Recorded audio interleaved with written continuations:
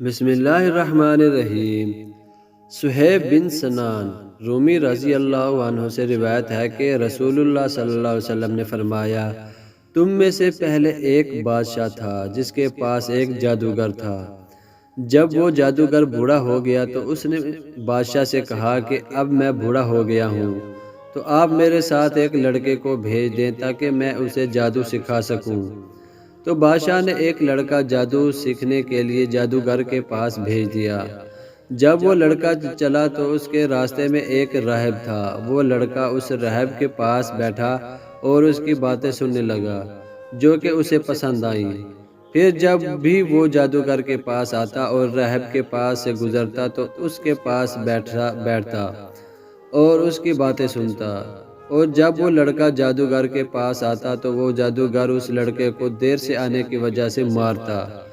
تو اس لڑکے نے اس کی شکایت رہبر سے کی تو رہب نے کہا کہ اگر تجھے جادوگر سے ڈر ہو تو کہہ دیا کرو کہ مجھے میرے گھر والوں نے روک لیا تھا، اور جب تجھے گھر والوں سے ڈر ہو تو کہہ دیا کر کہ مجھے جادوگر نے روک لیا تھا۔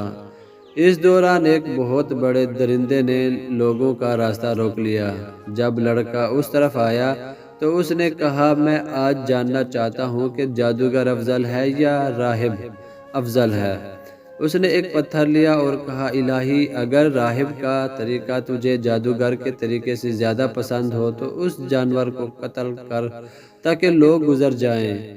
پھر لڑکے نے اس جانور کو پتھر سے مارا تو وہ جانور مر گیا اور لوگ گزرنے لگے۔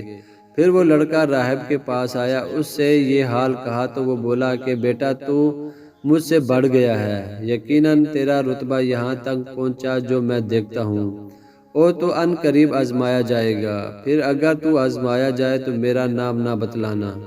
اور وہ لڑکا مادرزاد، اندھے اور کوڑی کو صحیح کر دیتا تھا، بلکہ ہر ایک بیماری کا علاج بھی کر دیتا تھا۔ بادشاہ کا ایک ہم نشیں اندھا ہو گیا۔ اس نے لڑکے کے بارے میں سنا تو وہ بہت سے تحفے لے کر اس کے پاس آیا اور اس سے کہا کہ اگر تم مجھے شفا دو تو یہ سارے تحفے جو میں لے کر یہاں آیا ہوں وہ سارے تمہارے لیے ہو جائیں گے۔ اس لڑکے نے کہا کہ میں تو کسی کو شفا نہیں دے سکتا، شفا تو اللہ تعالیٰ دیتا ہے۔ اگر تم اللہ پر ایمان لے آؤ تو میں اللہ تعالیٰ سے دعا کروں گا کہ وہ تجھے شفا دے دے۔ پھر وہ شخص اللہ پر ایمان لے آیا تو اللہ تعالیٰ نے اسے شفا عطا فرما دی۔ پھر وہی آدمی بادشاہ کے پاس آیا اور اس کے پاس بیٹھ گیا جس طرح کہ وہ پہلے بیٹھا کرتا تھا۔ بادشاہ نے اس سے کہا کہ کس نے تجھے تیری بینائی واپس لوٹا دی؟ اس نے کہا، میرے رب نے۔ اس نے کہا، میرے علاوہ تیرا رب اور کوئی اور بھی ہے؟ اس نے کہا، میرا اور تیرا رب اللہ ہے۔ پھر بادشاہ نے اس کو پکڑ کر اسے عذاب دینے لگا تو اس نے بادشاہ کو لڑکے کے بارے میں بتایا۔ چنانچہ اس لڑکے کو لایا گیا تو بادشاہ نے اسے لڑکے سے کہا کہ اے بیٹا، کیا تیرا جادو اس حد تک پہنچ گیا ہے کہ اب تو مادرزاد، اندھے اور کوڑی کو بھی صحیح کرنے لگ گیا ہے اور ایسے کرتا ہے؟ لڑکے نے کہا، میں تو کسی کو شفا نہیں دیتا، بلکہ شفا تو اللہ تعالیٰ دیتا ہے۔ بادشاہ نے اس کو پکڑا اور مارتا رہا یہاں تک کہ اس نے راہب کا نام بتلایا۔ راہب پکڑ لیا گیا۔ اس سے کہا گیا کہ اپنے دین سے پھر جا۔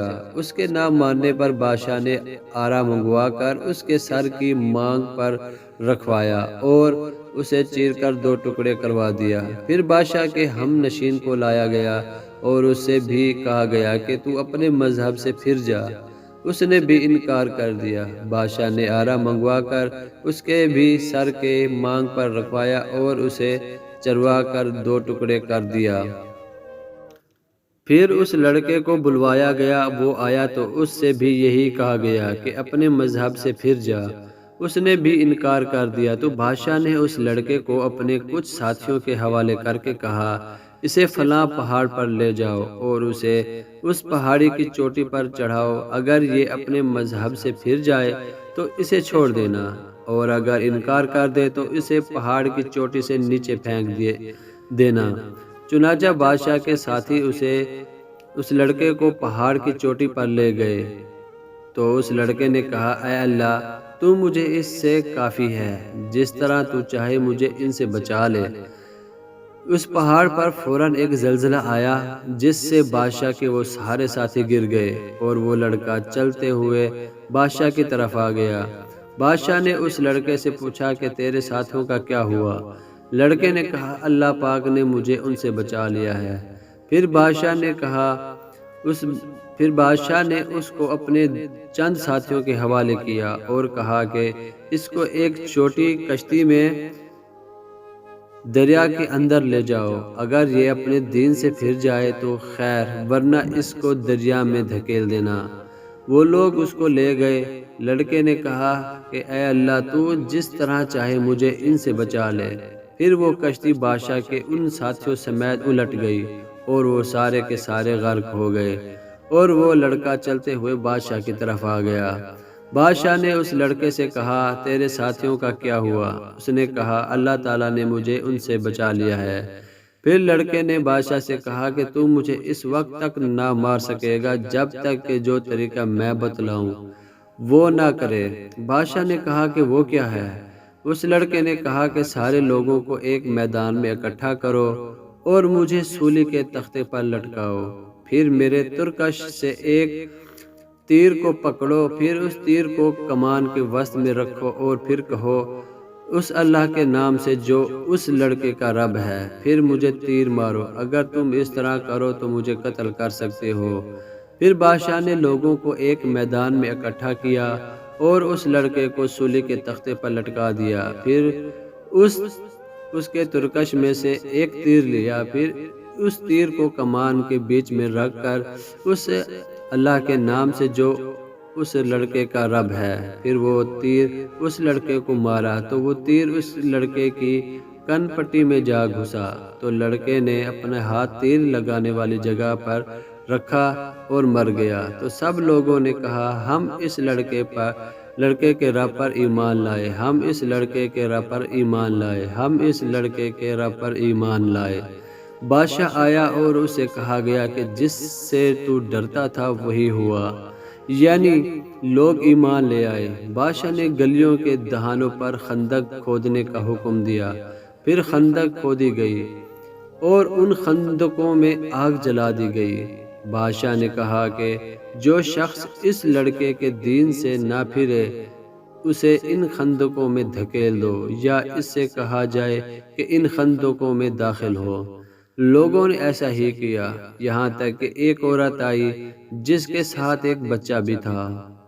وہ عورت آگ میں گرنے سے جھجکی، پیچھے ہٹی، تو بچے نے کہا کہ اے امی جان صبر کر کیونکہ تو حق پر ہے۔